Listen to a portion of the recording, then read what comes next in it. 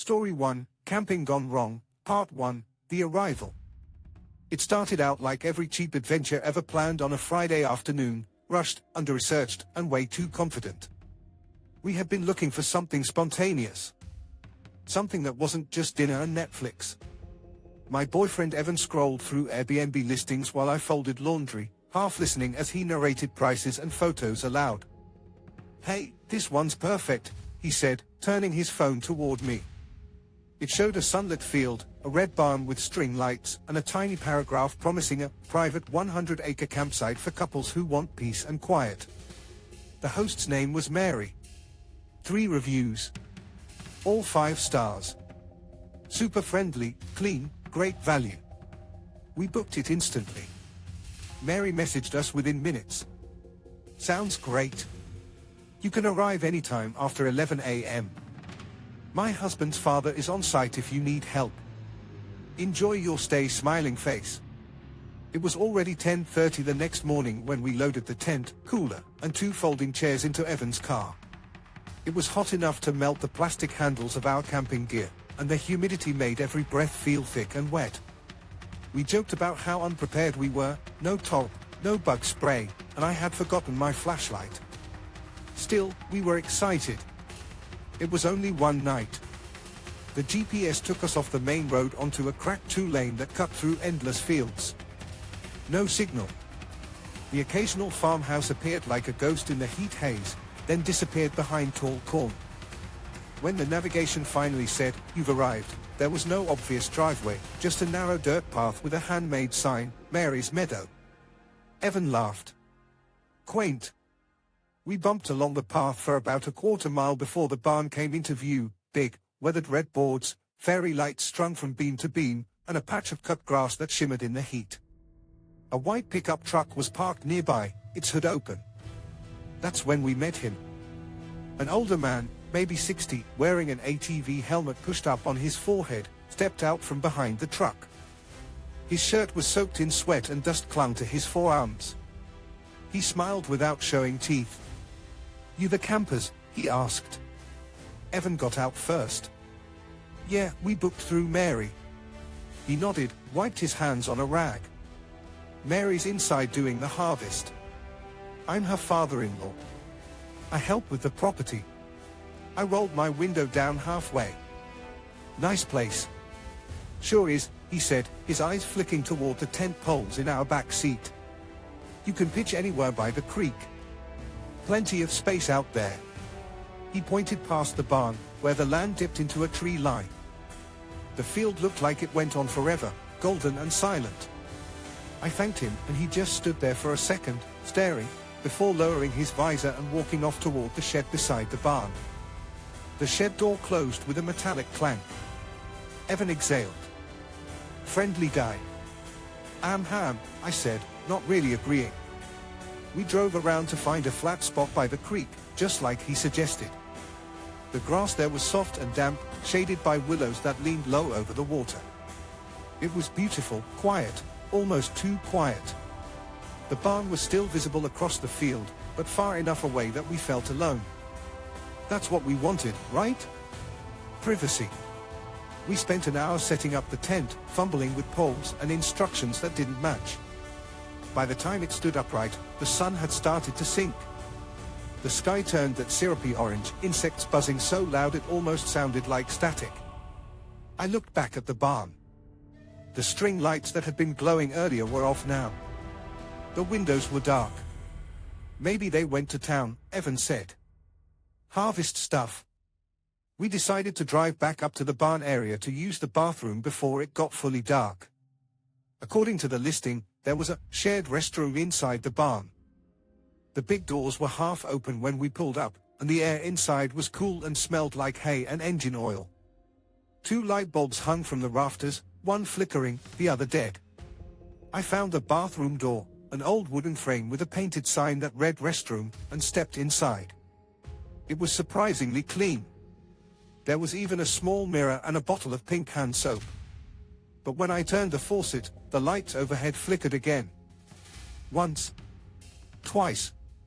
Evan chuckled nervously. Old wiring. But the pattern was strange, Every time I moved, the light burst, dimmed, then came back. Like something was responding to us. When we came out, the barn seemed darker than before. The other light had gone out completely. "Let's go," I said. Evan followed, glancing back at the shed. I didn't mention that I thought I saw the door move slightly. Just a creak, maybe the wind. By the time we got back to the tent, the air had cooled. We cooked instant noodles on the camp stove, ate in near silence. Somewhere in the trees, a frog croaked, and then something else, heavier, rustled through the grass near the creek. Evan turned on his phone light and scanned the brush. Nothing. The water rippled once, then stilled. "Probably a raccoon," he said. But we both jumped when thunder cracked across the field. Within minutes, fat warm raindrops started pelting the tent. We scrambled into the car, laughing and swearing as the sky opened up. It poured for 10 minutes, drumming on the roof until the sound became hypnotic. Evan leaned back in his seat. "Maybe we just sleep here tonight." I smiled, trying to relax. But through the rain-streaked windshield, I could see the barn again, a faint glow in one of the windows. Just one. It flicked on. Off. On again. Not in a steady rhythm, more like someone was pacing with a flashlight. "Do you see that?" I asked. Evan sat up. "Yeah, weird." The light stopped. Total darkness. For a moment, I almost convinced myself we'd imagined it. Then something else caught my attention, the shape by the shed. A tall, still figure, barely visible against the grey curtain of rain. I blinked, and it was gone. When the storm slowed, Evan decided to check the tent. "We should make sure it's not flooded." "Let's just pack it up," I said. "We can get a refund later." He hesitated. "You serious?" "Yeah. I don't like this." He sighed, but he saw my face and didn't argue. We jumped out, folding the tent as fast as possible, the wet fabric slapping against our arms. The air smelled like wet earth and metal. When I glanced toward the barn again, I froze. The shed door was open now. A faint orange glow came from inside. And there, standing just at the edge of the light, was the ATV man. Helmet off this time. Staring right at us. Evan whispered, "Get in the car." We threw everything into the back seat and slammed the doors. My hand shook as I fumbled with the seatbelt. He didn't move. He just stood there, eyes reflecting the headlights as we started the engine. Evan reversed too fast, tires spinning in mud. The man finally stepped forward, into the rain, lifting one hand, not waving, not signaling, just holding it up, palm out, as if to stop us. We didn't stop. The dirt road back to the main highway felt 10 miles long. Every bump jolted through my spine. The rearview mirror showed nothing but darkness. When we finally hit pavement, I took out my phone. One new message from Mary. "Hey. Hope you guys found the fire pit okay, smiling face. If it rains, you can always sleep inside the barn." I stared at the text until the screen blurred. My hands wouldn't stop shaking. We didn't talk the rest of the drive. We checked into a roadside motel around 10 p.m., paid cash, and locked the door with a chain. Before I fell asleep, I looked up the listing again. Mary's Meadow was still there, 3 5-star reviews. But when I clicked her profile, the last active time said 6 months ago. Part 2, The Uneasy Night. The motel room was one of those that smelled like air freshener and damp carpet. I didn't care. The lock clicked, the deadbolt turned, and for the first time that night, I could breathe again. Evan double-checked the blinds twice, then dropped onto the edge of the bed, elbows on his knees. "Okay," he said. "That was officially the creepiest thing that's ever happened to me." I nodded. I couldn't even find words. The whole drive, I kept replaying the man's face in my head, blank, almost expressionless, but his eyes had followed us like he was waiting for something. I finally managed. "You saw him, right? The ATV guy? Just standing there?" "Yeah. He didn't even try to hide it." Evan rubbed his hands over his face. I knew it was bad when he didn't wave. Just stared. The air conditioner clicked on with a low hum, startling both of us. I scrolled through the Airbnb messages again. The little green checkmark next to Mary's profile photo made my stomach twist. Her picture was a stock-looking image, a woman in a sun hat, blurry background, generic smile. Nothing about it looked real. I typed a message anyway. Hi Mary, we left early. The older man by the barn made us uncomfortable. Please confirm his family. No response. Not even the scene indicator. It was almost midnight when I finally shut off my phone. We tried to sleep, but I woke every half hour, convinced I heard a car outside. The thin motel curtains let in the glow of a flickering streetlight, and every shadow looked like movement. At some point, I must have drifted off, because I dreamed I was back at the campsite. The creak sounded like whispering, and something was pacing around our tent. The zipper started to open from the outside. I woke up gasping. Evan stirred beside me. You okay? He mumbled. Yeah, nightmare. He checked the time. It's 4:30. Sun'll be up soon. We didn't go back to sleep. By 7 a.m., I had made up my mind. I'm calling Airbnb. I explained everything to the customer service rep, how the profile seemed inactive, how someone else was at the property, how unsafe it felt. The woman on the line sounded sympathetic but rehearsed. Thank you for reporting this. We'll flag the listing and reach out to the host for verification. That was it. No urgency, no callback number. Just polite disinterest. Evan brewed coffee in a tiny lobby pot, and we sat in silence. Outside, the morning looked bright and harmless, like the night before hadn't happened. I keep thinking, I said quietly, what if we had stayed? She told us to sleep inside the barn. He looked up. You think she even exists? I didn't answer. I wasn't sure. Later that day, we drove home. The highway shimmered in the heat, and every red barn we passed made my pulse jump. By the time we reached my apartment, I was exhausted but restless. Evan unpacked the trunk. You should shower and rest. I'll head home after lunch. But before he left, I made him promise to text when he got there. He smiled weakly and squeezed my hand. I will. And hey, maybe it was just some weird old guy. Don't let it ruin camping for you. I nodded, pretending I believed that. He drove off around 3 p.m. I locked the door, fed the cat, and sat down to check my email. There was one new message from Airbnb support. We have contacted the host and temporarily suspended the listing. Thank you for your report. That was all. No details, no confirmation. Relief washed over me, but it didn't last long. At 5:17 p.m., my phone buzzed with a text, not from Airbnb, not from any saved contact. Just an unknown number. Hey, we didn't get to say goodbye. The fire pit is ready for you now, smiley face. My stomach dropped. The smiley face was exactly like the one Mary used. I stared at the number. Area code, same as the one from the Airbnb listing. Then another text came through. If you left anything behind, I can bring it by. I didn't respond. I blocked the number immediately, then called Evan. No answer.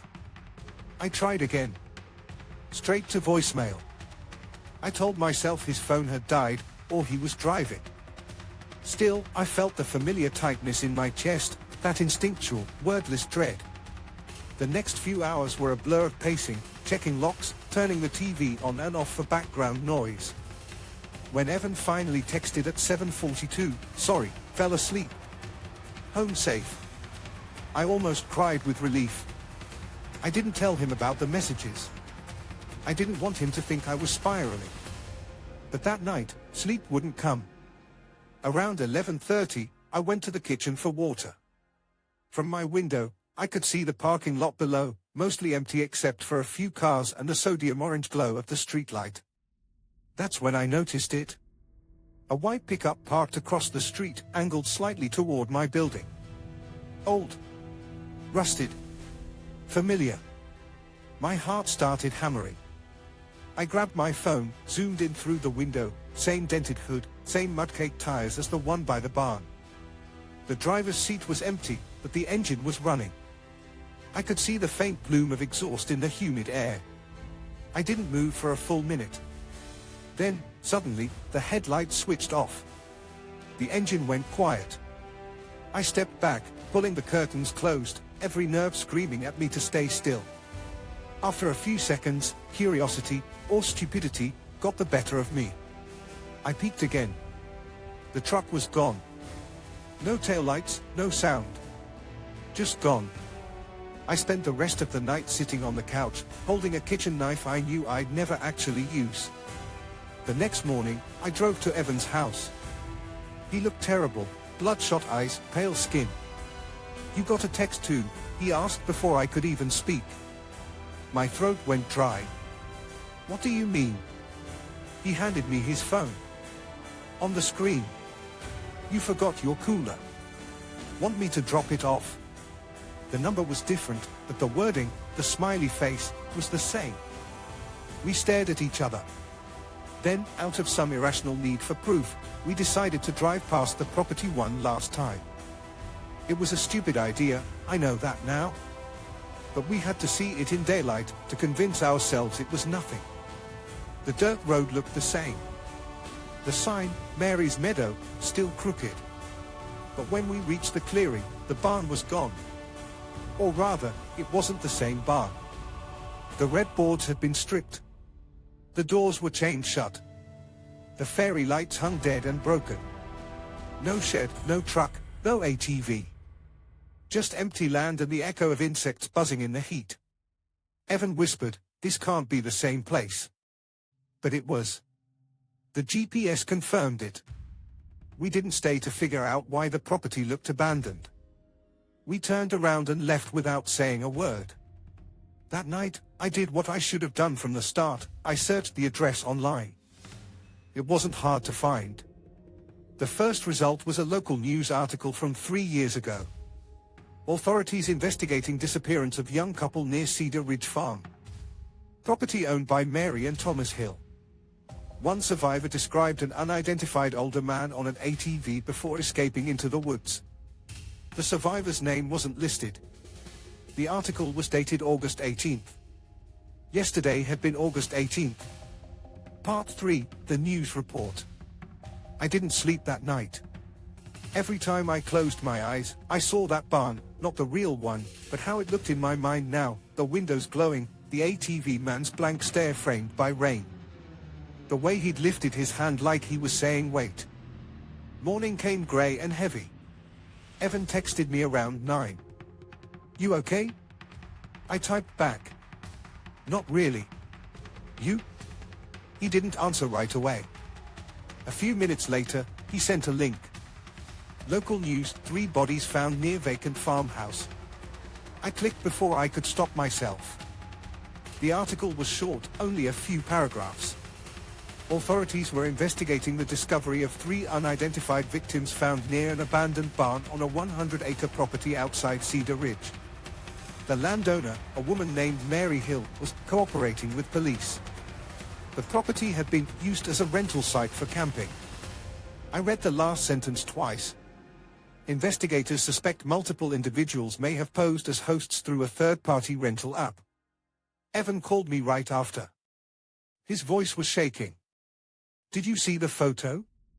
The news piece had a single blurry image, a long shot of the field, police tape fluttering in the wind, and in the background, the same shed we'd seen, half collapsed now. My throat went dry. "That's it. That's the place." He was quiet for a while. We could have been one of them. The next few days passed in a blur of interviews, statements, and disbelief. A detective from the county sheriff's office actually called us after we both filed reports with Airbnb's legal department. He sounded tired but kind. "We've been trying to piece together the last few months," he said. "You're not the first people to mention that property. Do you remember exactly when you booked?" Last Friday, I said. The listing said it was owned by Mary Hill. Right, he murmured. We believe that account was hijacked. The real Mary Hill is in a nursing facility in another state. Her daughter closed the property 2 years ago. My stomach dropped. Then who was messaging us? We don't know yet. The number was registered to a prepaid SIM, purchased in cash. Evan leaned close to my phone, listening. What about the man we saw?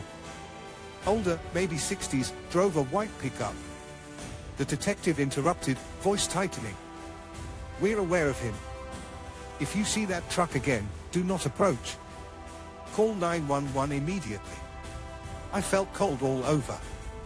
Is he? Is someone missing? A pause. Then, quietly, yes. Several people. That was the last update we ever got. The investigation went quiet after that. No follow-up calls, no arrests on the news, just a slow fade into silence like the story had been swallowed by something bigger. A week later, I deleted my Airbnb account. Evan did too. But every few days, my phone would buzz with another spam text from an unknown number, random nonsense, usually blank, sometimes just a single smiley face. I told myself it was coincidence, an automated scam. I had to believe that, because the alternative made it hard to breathe. One night, about 2 weeks after the motel, I came home from work and noticed something on my doorstep. A small cardboard box, unmarked. No delivery label, no return address. For a long time, I just stared at it. Then I got a towel, wrapped the box up, and carried it straight to the dumpster without opening it. When I came back inside, I locked every window, turned on every light, and sat on the couch shaking until sunrise.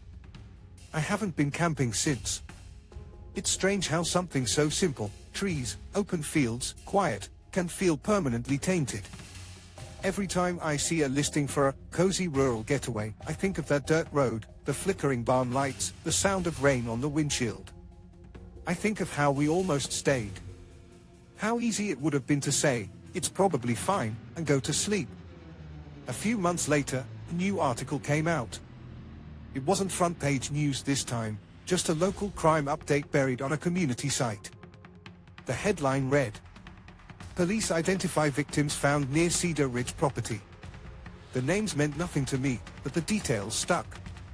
The victims had booked different, private camping, rentals between late May and July. Their reservations were all handled by the same host, Mary's Meadow. The last paragraph mentioned a potential suspect, a man in his 60s, previously employed as a farmhand, known for using off-road vehicles. No name given. Still at large. That was the last public mention of it. No follow-up, no arrest record. It just stopped. Sometimes, late at night, I replay everything like a movie, scene by scene, trying to pinpoint the exact moment when something inside me knew. The flickering lights. The way his visor stayed up just long enough for me to see his eyes. The way he stood perfectly still when the rain came down. Every instinct had screamed at me to leave. And for once, I listened. It's the part that still terrifies me the most, that quiet voice we're trained to dismiss, the one that whispers this doesn't feel right. Because what if I hadn't? What if I'd said, don't be paranoid, and stayed in that tent another hour? I wouldn't be telling this story. A few weeks ago, out of morbid curiosity, I looked up the address again. The listing was gone, of course, but the satellite image still showed the property, an empty field, overgrown now, no barn, no shed. Just a faint ring of dirt where the fire pit had been. Zoomed out, it looked harmless. Peaceful, even. But if you looked closely, you could see a pale track through the grass leading from the creek to the tree line, like something had been dragged. I shut my laptop. That night, as I lay in bed, I thought I heard an engine idling somewhere down the street. Not loud, just a low rumble, steady and patient. I got up, peered through the blinds. Nothing. Still, I left the lights on until dawn. Epilogue, 6 months later. Evan and I broke up, eventually. Not because of the trip, exactly, but I think we both wanted to forget, and you can't do that when the other person remembers it too. He moved to another state. I stayed. Sometimes we still text, short messages. You ever camp again? Not once. Same. Every anniversary of that night, I get the same hollow feeling in my stomach, like gravity's shifted slightly. I tell myself it's over, that we were lucky, that the man is long gone. But every so often, news story pops up, missing hikers, abandoned cars, unidentified remains, and I feel that same cold rush through me again. Because I know there are places like that still out there. Places that look peaceful in the photos, where the host seems friendly, the reviews glowing, the grass green and endless. Places where nobody can hear you if you scream. Final reflection. People always talk about trusting your gut like it's a cliché. It isn't. It's a survival mechanism, ancient, sharp, inconvenient, but real. It's the reason I'm still alive. So if you ever find yourself on a dirt road, miles from town, and something about the silence feels wrong, don't second guess it. Don't be polite. Don't wait for proof. Just go. Because the scariest part of what happened to us wasn't the man in the barn, or the rain, or even the text that followed. It's how close we came to convincing ourselves that everything was fine. Story 2, The Red Car Stalker, Part 1, The First Encounter. I was 16 the first time I saw the red car. It was early summer, the kind of humid afternoon when the air feels thick enough to drink. Mom had just gone out of town for a work trip, so I was staying with my aunt for the week, a small farmhouse at the edge of town, surrounded by soy fields and gravel roads. There was no reason for anyone to drive out there unless they lived nearby. That's why I noticed the car immediately. A red sedan, maybe a Ford or an old Kia, parked a little too close to the end of our driveway. The paint was dull, like it hadn't been washed in years, and the windows were tinted so dark I couldn't see who was inside. At first, I thought it was someone lost. We didn't get visitors. My aunt, Clara, was on the porch trimming dead leaves off her ferns. I remember asking, "Do you know that car?" She squinted into the sunlight. "Nope. Probably someone turning around." But it didn't move. 15 minutes later, I heard the crunch of gravel. The red car rolled slowly up the drive, not fast enough to be confident, but not hesitant either. Just deliberate. When it stopped, the engine idled for a few seconds before the driver's door creaked open. The man who stepped out looked ordinary, in the worst possible way. Pale, mid-30s maybe, with thinning hair and a face you'd forget instantly. He wore a grey t-shirt and jeans, both wrinkled, and sunglasses even though the sky was overcast. He didn't smile, didn't wave, just walked halfway up the drive holding his phone like a compass. "Excuse me," he called, his voice light, polite. "Could you tell me how to get to the gym around here?" I looked at my aunt. There was a small gym in town, but it was 12 miles away, and the route didn't even pass this road. Clara said, "You're lost. Head back to Route 7, then." But he wasn't looking at her. His eyes were fixed on me.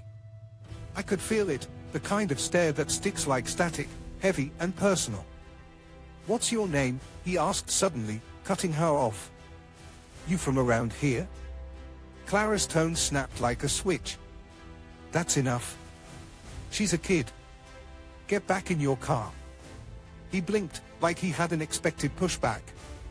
"Oh, sorry. Just being friendly." He turned, slowly, and walked back to his car. For a second, I thought he was leaving. But before climbing in, he looked over his shoulder and smiled, not the kind you give a stranger, but the kind you'd give someone you plan to see again. Then he drove off. I tried to shrug it off. Small towns attract weird people sometimes, right? But 5 minutes later, just as Clara was heading inside to make lunch, the sound of that same engine echoed down the drive again. He was back. The red car stopped at the exact same spot. The window rolled down halfway, and his face leaned out, this time, no sunglasses. His eyes were wide, bloodshot, and fixed directly on me. "Sorry," he said, almost cheerfully. "I think I took a wrong turn again." Clara didn't hesitate. She stormed out onto the porch, waving the garden shears like a weapon. You turn that car around right now or I'm calling the sheriff. His grin didn't fade, but his jaw tightened. Without another word, he rolled up the window and reversed all the way down the drive, gravel spitting under his tires. That was the last we saw of him that day. That night, I couldn't sleep. The farmhouse creaked with every gust of wind, and every sound felt amplified in the dark, the clock ticking, the refrigerator humming, dog barking somewhere far off. Around midnight, I peeked through the curtain at the road. Nothing. Just blackness.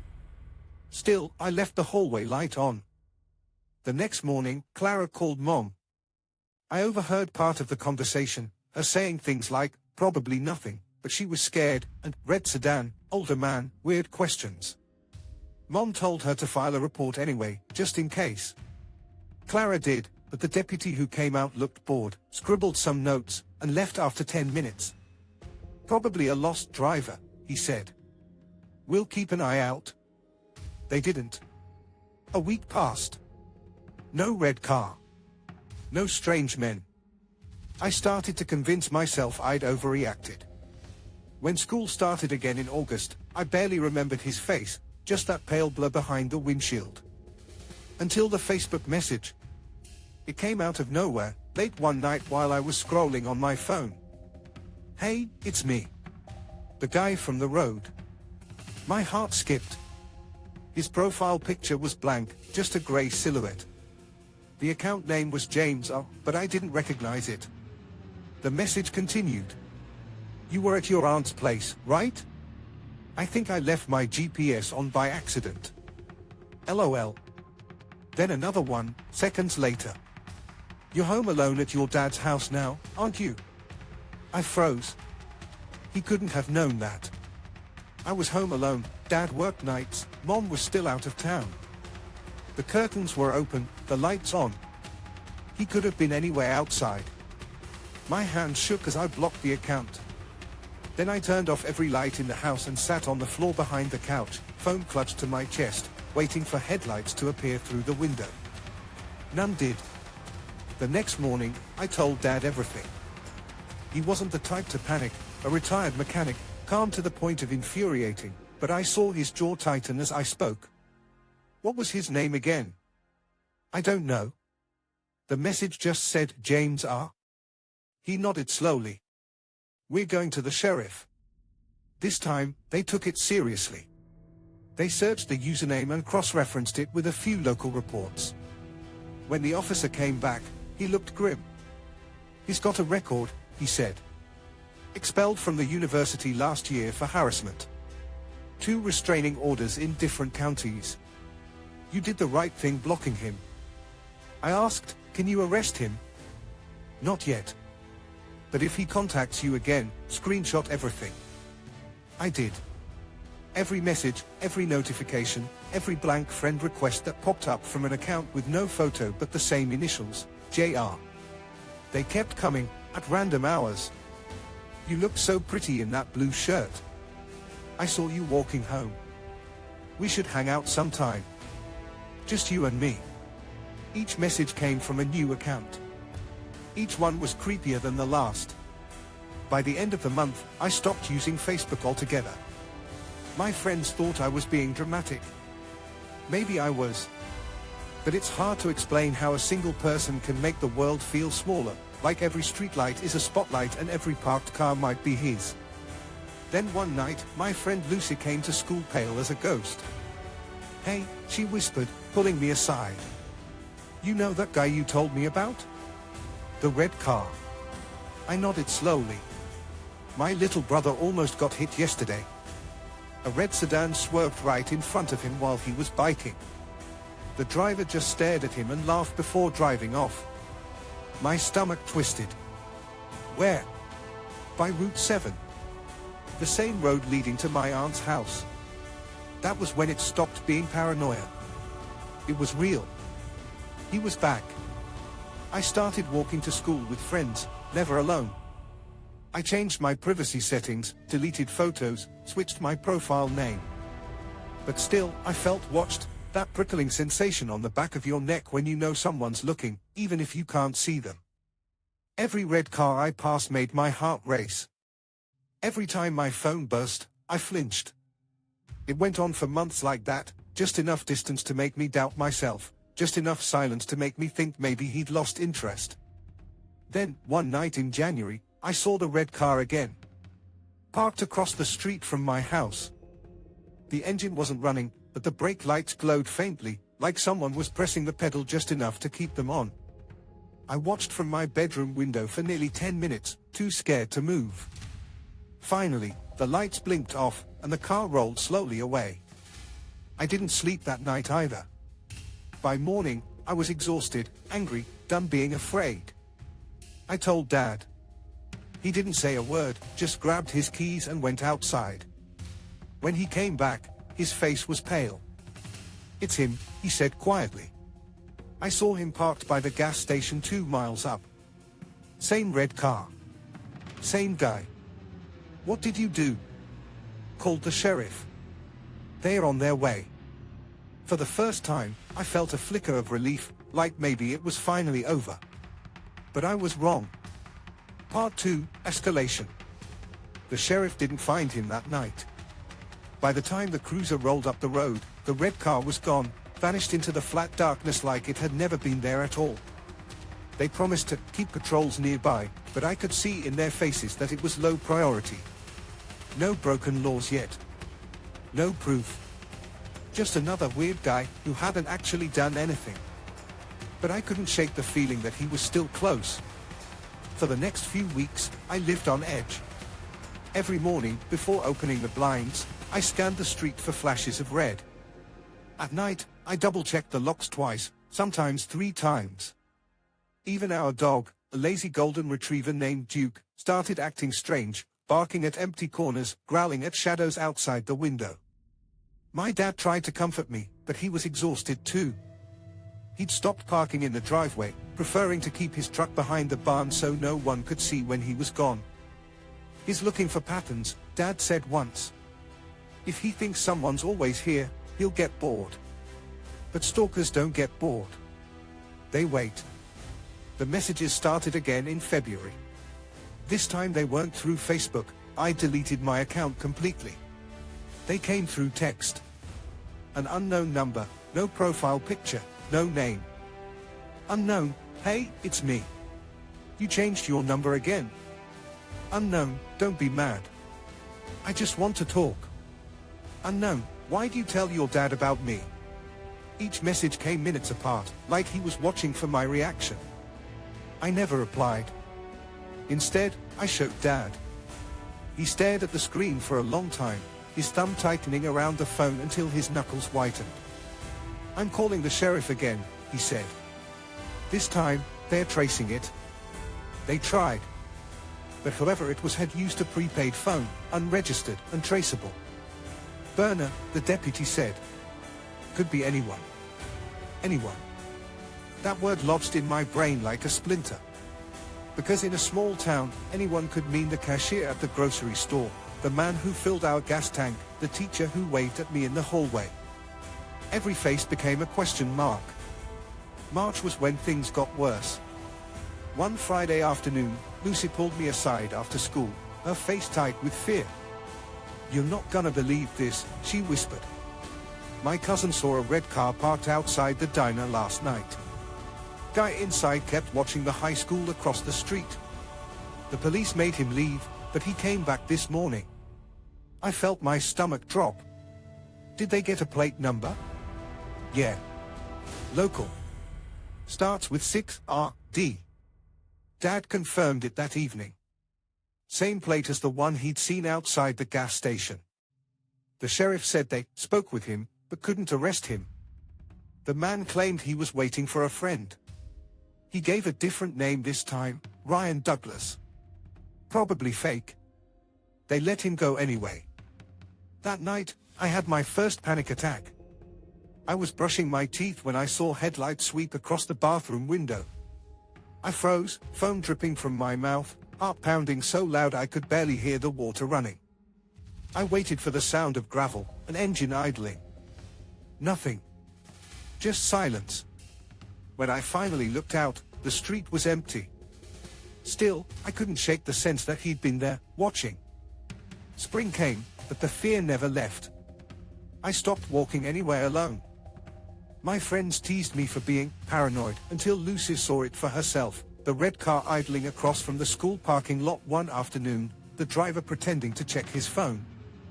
When we approached, he pulled away, slow and casual. I reported it again. Another useless conversation. "We'll make a note of it," they said. A note? As if a note would help when someone decided to snatch you off the street. April. That was when he made it personal again. I was home alone after school, scrolling through my laptop, when a new email notification popped up. The address was a random string of letters, but the subject line froze my blood. "You looked beautiful today." I clicked it before I could stop myself. The email had no text, just a single image attached.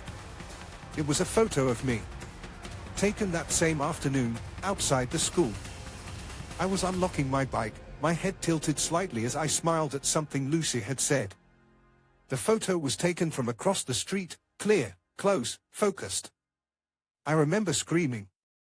By the time Dad got home, I was sitting on the kitchen floor, shaking. I showed him the picture. He went silent, then grabbed the baseball bat he kept by the door and stormed outside, scanning the road. He came back 10 minutes later, breathing hard, empty-handed. The police filed it as digital harassment. Still not enough for an arrest. May passed. I finished my junior year, barely. Every time a red car passed, my heart jumped into my throat. Every time I saw an unfamiliar man near the school, I memorized his face. I carried pepper spray, learned to keep my keys between my fingers like claws. I even stopped wearing my favorite blue hoodie after realizing I was wearing it in that photo. Then, suddenly, the messages stopped. No calls. No photos. Nothing. The silence lasted 2 months. At first, I didn't trust it. But by midsummer, the fear dulled into background noise. I started going out again, hanging with Lucy, helping Aunt Clara on weekends. Dad said maybe he'd finally been caught for something else. I wanted to believe that. Then one night, in late July, the phone rang. It was Lucy. Her voice was trembling. "Turn on Channel 9, she said. Right now." The local news was covering a breaking story. A man arrested after a series of attempted kidnappings across 2 counties. They showed his mugshot, the same pale face, thinning hair, blank eyes. The same man from our driveway 2 years earlier. He tried to abduct 3 women in one night. One had escaped, barely, after he rammed her car off a rural road. Another had been grabbed outside a gas station but managed to fight him off. The third, a college student, was still missing. His car was described as a red sedan. License plate beginning with 6RD. I don't remember breathing for a long time. When Dad came home, I showed him the report. He didn't say a word, just hugged me tighter than he ever had before. You'd think that would be the end of it. The guy behind bars, case closed, trauma fading. But it wasn't. Because the real horror of being stalked isn't the moment you're chased, it's what happens after. The constant awareness. The way your brain rewires itself to look for threats that may not even be there. The way every sound, every light, every stranger's glance becomes a potential echo of him. Even now, years later, I still check my mirrors twice before pulling into the driveway. I never post my location online. I never answer unknown numbers. And sometimes, late at night, when a car passes by too slowly, I catch myself holding my breath, waiting for the brake lights to flare red. Part 3, The Aftermath. It's been 6 years since they caught him. Sometimes that feels like a lifetime. Other times, it feels like yesterday, like I could look out the window right now and still see the glow of red taillights fading down the road. People think once the bad guy's behind bars, everything goes back to normal. It doesn't. The world doesn't rewind. It just keeps spinning, and you have to learn how to move through it again, slower, smaller, always checking over your shoulder. When they arrested him, his name turned out to be Ryan Keller. He was 35. Unemployed, drifting between counties, living out of that same red sedan. The police found ropes, zip ties, and several disposable phones in his trunk, along with dozens of photos printed on cheap glossy paper. Most of the women in those photos were strangers. But 5 of them were me. Different angles. Different months. Different places. One was from the day I turned 17, me standing in the school parking lot, holding cupcakes. Another was taken through the kitchen window at my dad's house. I don't even remember that day. But the photo proves he was there. That's what I can't ever unlearn, that for nearly a year, someone was documenting my life without me knowing. Not just watching, but collecting. Cataloging. Like I was an object he already owned. After his arrest, detectives came by the house for interviews. They were kind, but clinical, asking the same questions over and over. When did you first notice the car? Did he ever make contact? How many times did you see him? They wanted patterns. I wanted closure. But closure doesn't exist in situations like this. There's no clean ending. Just a slow erosion of fear, replaced by something quieter and more corrosive, hypervigilance. I stopped sleeping through the night. Any car door slamming outside would jolt me awake. My body learned fear as a reflex, like a muscle memory that never fades. For a long time, I thought therapy would fix it. It helped, a little. The counselor explained what trauma does to the brain, how it keeps replaying the threat even after it's gone. Your mind is trying to keep you safe, she said. It's just working overtime. She wasn't wrong.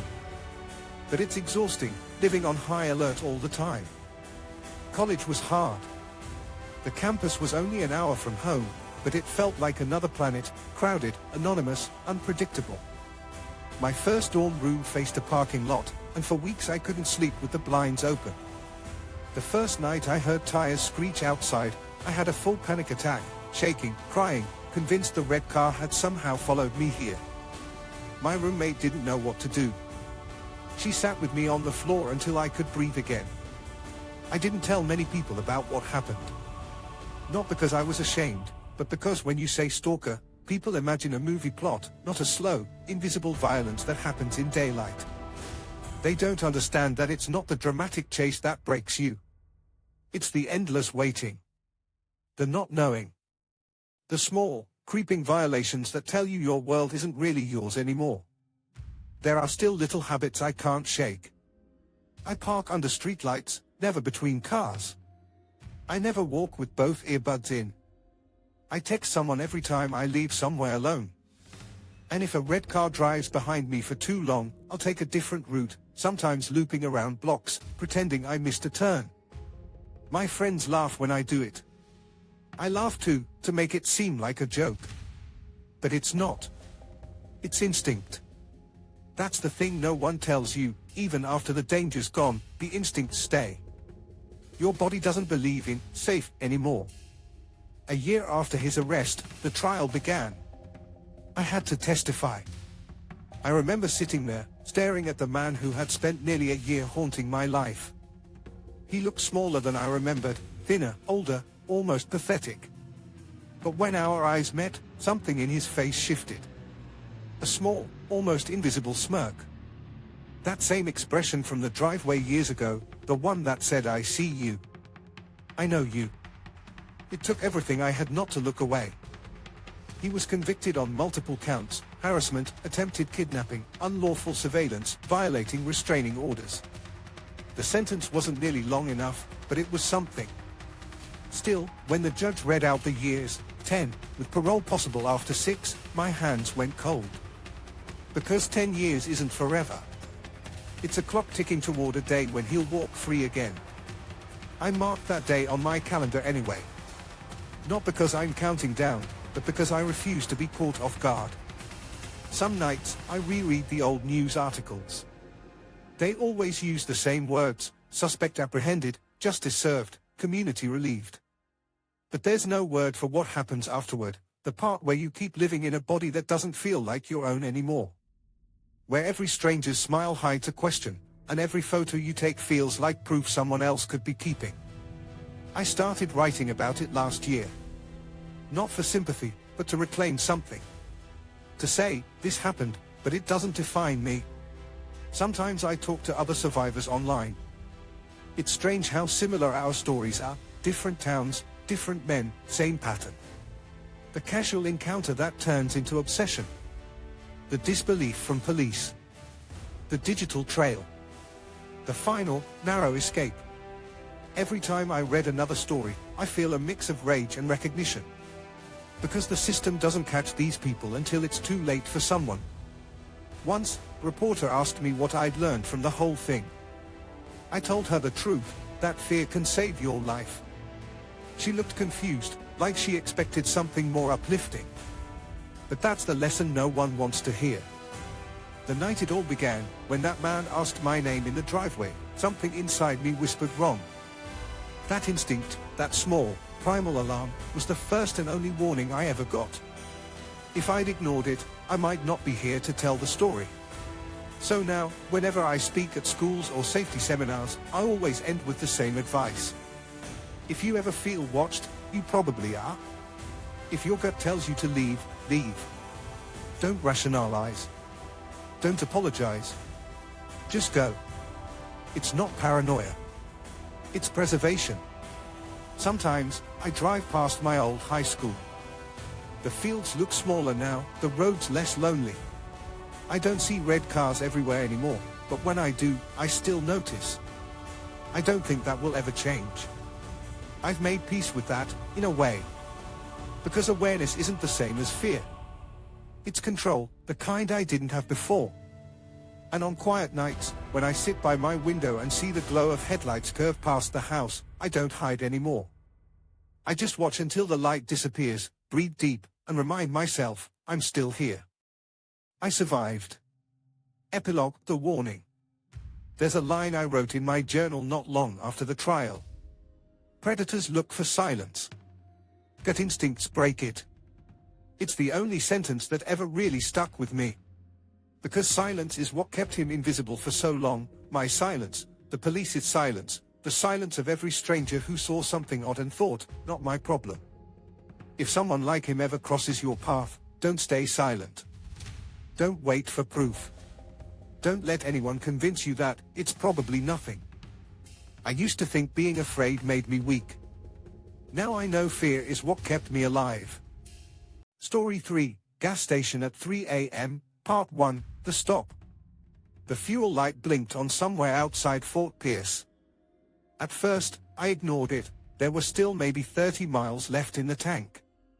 I'd driven this stretch of I-95 100 times between Daytona and Miami. I knew where every exit was, where every Waffle House stayed open late, which rest stops had cameras and which didn't. But that night felt different. The air was too still, the road too empty, and the moon hung low and swollen, like a warning light itself. It was 2:43 a.m. when I finally saw the sign. Circle K, exit 62 to 24 hours. I remember the relief, sharp and foolish. I took the exit ramp too fast, tires humming against the asphalt, the black Mustang's headlights carving through the silence. The town, if you could call it that, was nothing but a scattering of sodium lamps and flickering signs. The Circle K sat alone on a wide corner lot. One pump canopy, for lanes, a small store glowing pale under fluorescent light. But there were no other cars. No attendants. No noise. Just a man. He was standing near the far side of the lot, by the dumpster, tall figure in a red hoodie, put up despite the Florida humidity. At first I thought he worked there, maybe on a smoke break. But he wasn't smoking. He wasn't doing anything. Just standing. When my headlight swept over him, he didn't look up. His chin stayed tucked to his chest, hands buried in the pockets of his hoodie. I told myself not to overthink it. I was 21, driving home from a party weekend, running on caffeine and bad decisions. The world is full of weird night people, truckers, janitors, drifters. Still, I locked the doors before I stepped out. Or I almost stepped out. Because the second my hand touched the door handle, something in my gut twisted. That same ancient animal instinct, the one that whispers wrong before your brain catches up. I froze, my thumb still on the lock button. Through the windshield, the man had shifted slightly, turning his head toward me, though his face stayed hidden in shadow. He was watching. My first thought was stupid, maybe he needs a ride. My second thought was worse, maybe he's waiting for someone else. My third, the one that stuck, was that if I got out of the car, I'd never get back in. I took my hand off the door handle. Reached for my phone instead. No service. The bars were gone, dead zone. I checked the dashboard clock again, 2:47 a.m. The gas gauge needle was deep in the red. If I left now, maybe I could make it another few miles to a bigger station near Boynton Beach. But maybe at 3 a.m. felt like gambling with my life. So I waited. Engine idling. Eyes fixed on the man. He hadn't moved. Just stared. At least, I think he was staring. His hood shadowed his face so completely that I couldn't even tell where his eyes were. But I felt them, that prickling sensation on the skin, like standing too close to static electricity. I tried to convince myself I was imagining it. That I'd just watched too many true crime TikToks. But then he moved. He started walking, slow, deliberate steps across the empty lot, hands still in his pockets, head still tilted down. Not toward the store. Not toward the pumps. Toward me. Every rational thought evaporated. My pulse exploded in my ears. I slammed the lock button again even though the doors were already sealed. He kept coming. Not fast, not running, just steady, like he had all the time in the world. 50 feet. 40. 30. I started whispering to myself, don't panic, it's fine, it's fine. But my hands were slick with sweat and my foot hovered over the brake like I was paralyzed between staying and fleeing. At 20 feet, I saw his face. Or rather, I saw the lack of it, pale skin stretched tight, lips colorless, eyes dark and unfocused, like he wasn't seeing me so much as through me. That broke the paralysis. I slammed the gear into reverse. The engine sputtered, a warning I'd ignored earlier. Low fuel. Come on, I hissed, foot on the gas. The Mustang lurched backward, tires squealing against the concrete. He started to run.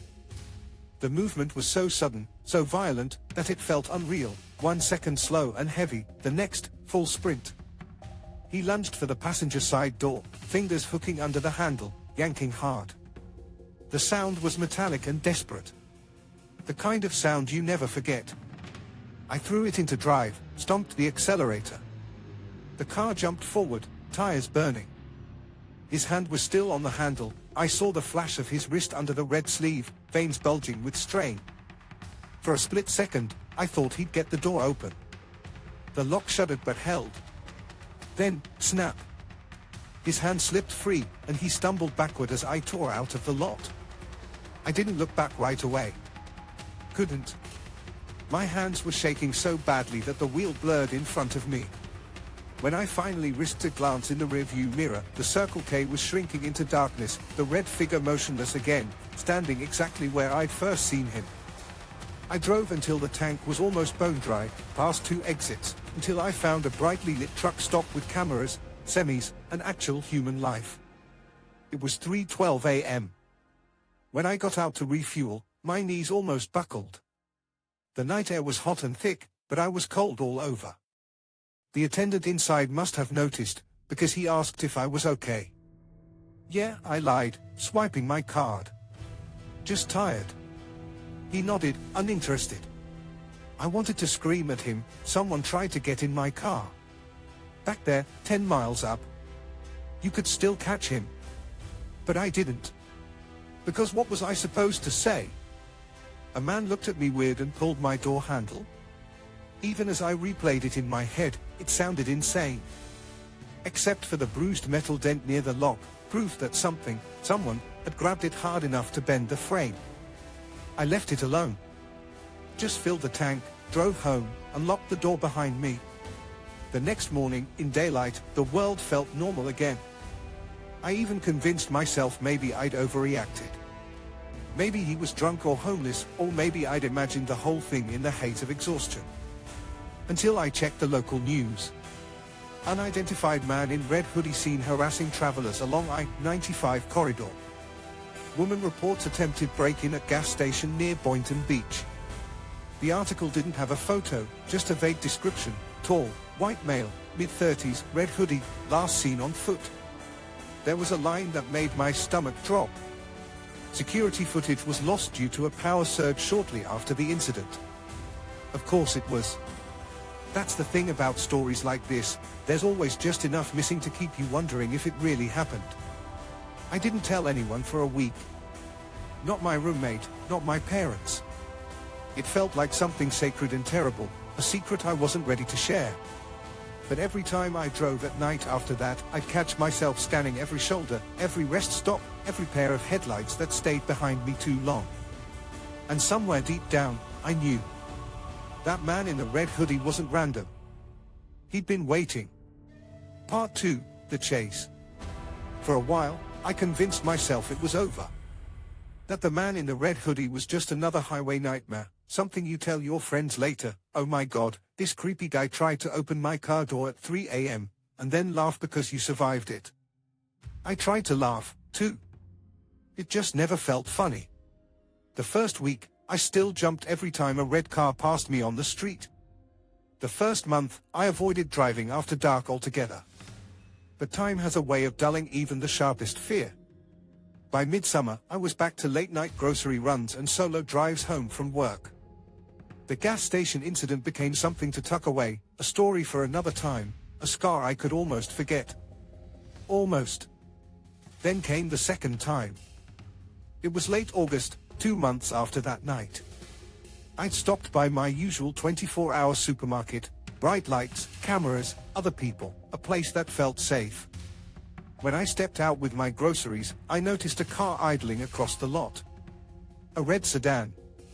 Not the same model I'd seen that night, newer, cleaner, but the color hit me like deja vu. The engine was running, but there was no one inside. Headlights off. Driver's door closed. I told myself it was nothing. Someone forgot to turn the ignition off. But when I started backing my Mustang out, the sedan's headlights flared on, and it started moving. I froze, hands tightening on the wheel. The sedan rolled forward slowly, almost lazily, matching my pace as I exited the lot. I turned right. It turned right. Left at the next intersection. Left again. Still there. It followed me for 11 minutes. Not tailgating, not close enough to seem aggressive, just there, like a shadow that knew how to stay out of reach. Every time I checked the mirror, those headlights hovered exactly where I didn't want them, steady, patient, deliberate.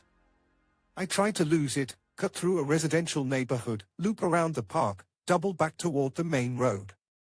It kept up the whole way. That same twisting sensation in my stomach came back, the one that had saved me before. I could almost feel it humming in my bones. Don't go home. Don't lead it there. So I didn't. I turned instead into the parking lot of a police substation, small, closed for the night, but still lined with patrol cars. I parked right under the security light. The red sedan slowed at the entrance. Paused. Then backed away and drove off. I sat there another 20 minutes before I could even breathe properly again. The next day, I installed a dash cam. It made me feel better for exactly 48 hours. Because on the third night, I woke up to my car alarm blaring. I ran outside barefoot, half asleep, and found the Mustang sitting under the street lamp, both driver's side doors smeared with fingerprints. The dash cam light was off, the cable cleanly cut. No broken glass, no damage, whoever it was hadn't tried to steal it. They just wanted me to know they'd been there. That was the night I stopped sleeping properly. I started changing my routes. Leaving at different times. Parking under cameras. Calling a friend on speaker every time I drove home after dark. Still, the paranoia followed me like static, the prickling on the back of my neck when headlights lingered too long, the panic spike every time I saw red fabric or a hoodie pulled too low. It all came to a head 3 weeks later. I was heading back from my night shift at a diner in Delray Beach, around 1 a.m. The roads were nearly empty except for a few truckers. The highway hummed under my tires like a lullaby.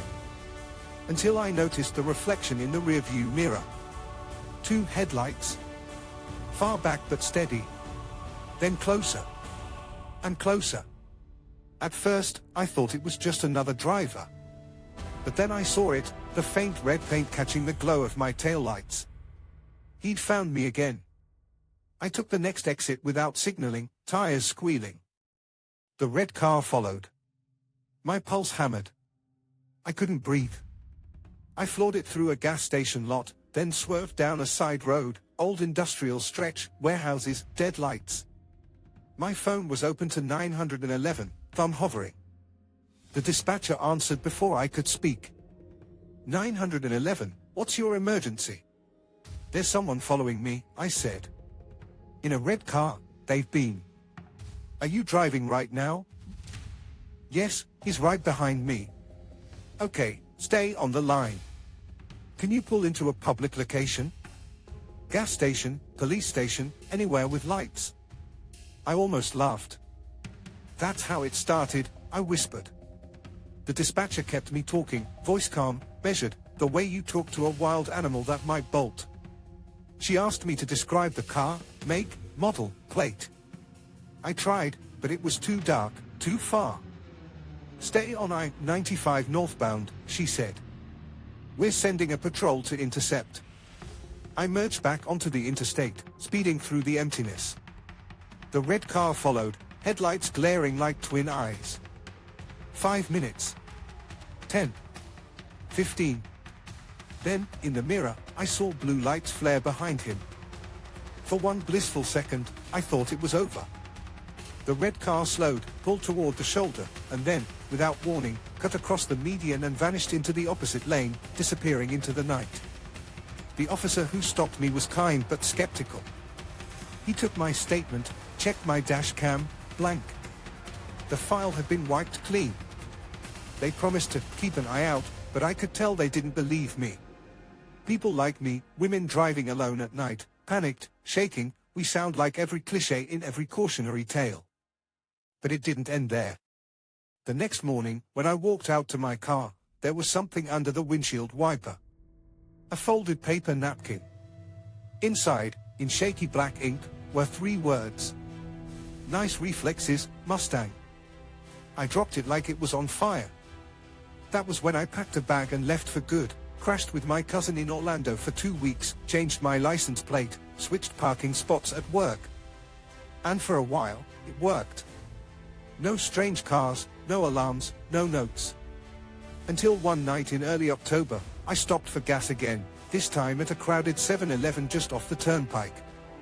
I was careful, parked under the brightest light. But as I filled the tank, I noticed something across the street.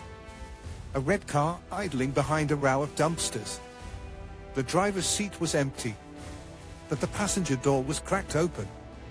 That was enough. I left the pump running, jumped into my car, and sped away before it even clicked full. My hands were shaking so badly I could barely steer. When I got home, I locked every door, pulled the blinds, and sat on the floor with my phone flashlight trained at the window, waiting, listening. Nothing happened that night. Or the next. But some part of me knows it's not over. Because sometimes, when I drive alone past midnight, I catch a glimpse of red in the corner of my mirror, never close enough to confirm, never far enough to forget.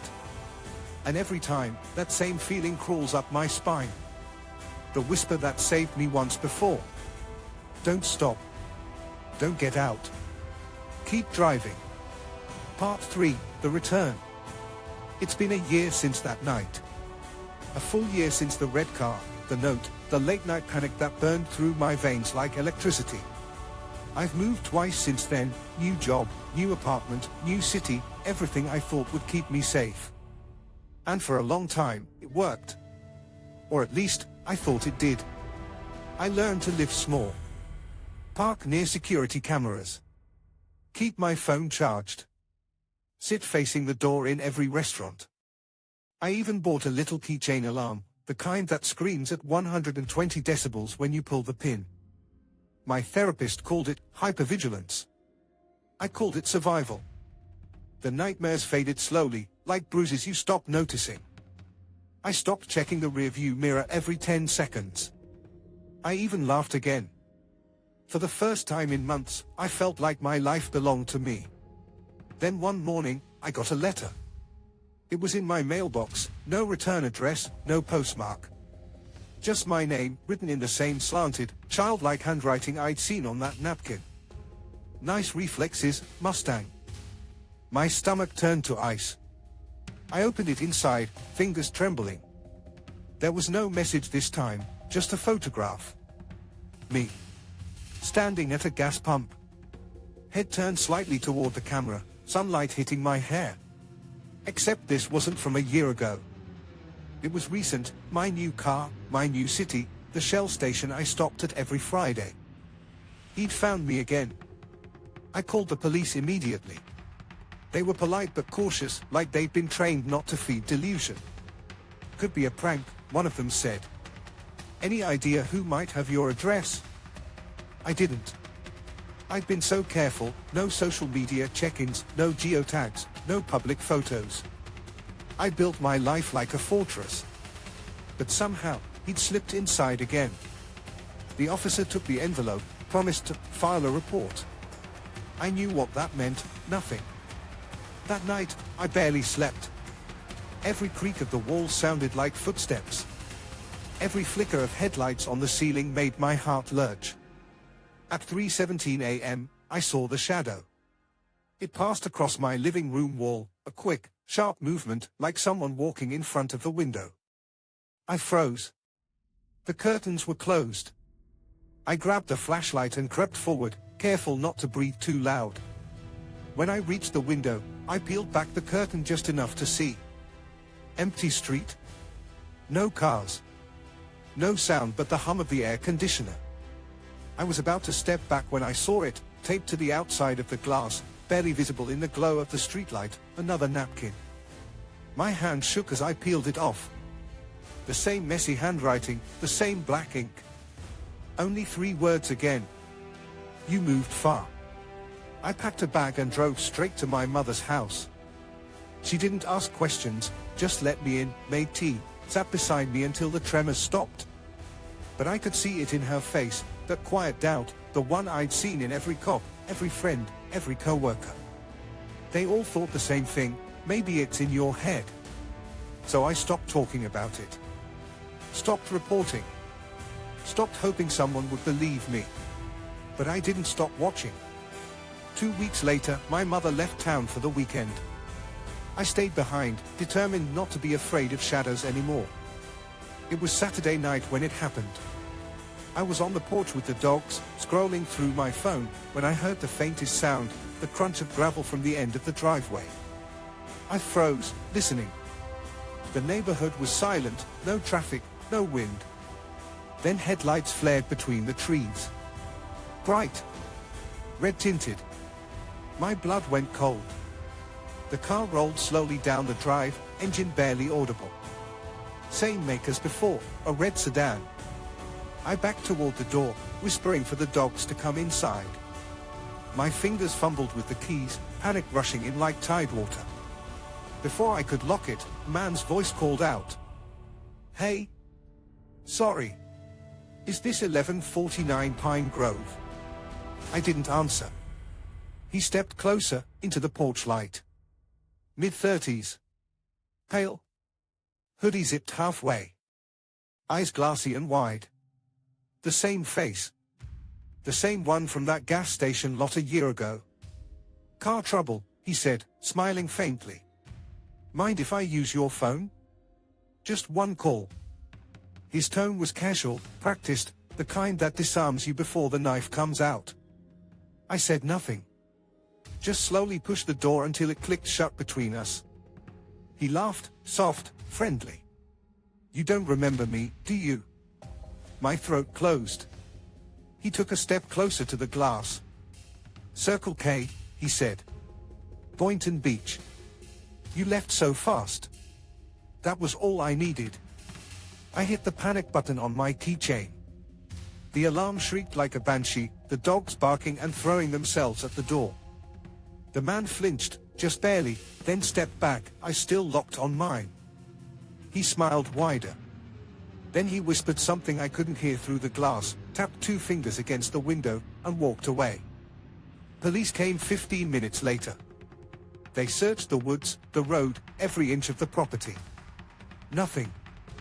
No footprints, no car tracks, no trace he'd ever been there.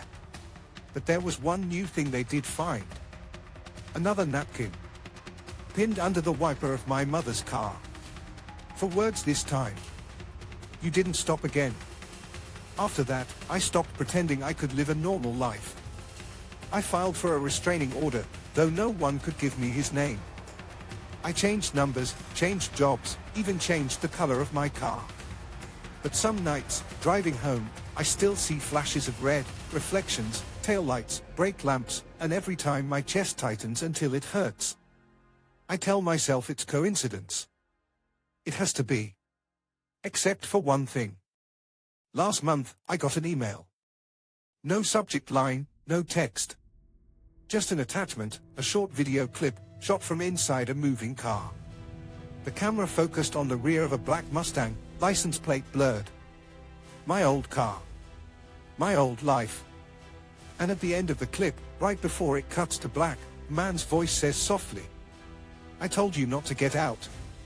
I don't know if he's still watching. Maybe he never stopped. But I've learned something in all of this, something I wish someone had told me sooner. Evil doesn't always scream or chase. Sometimes it just waits, patient, quiet, behind a red hood and an empty smile, until you forget it exists. And then, when you finally start to feel safe again, it reminds you,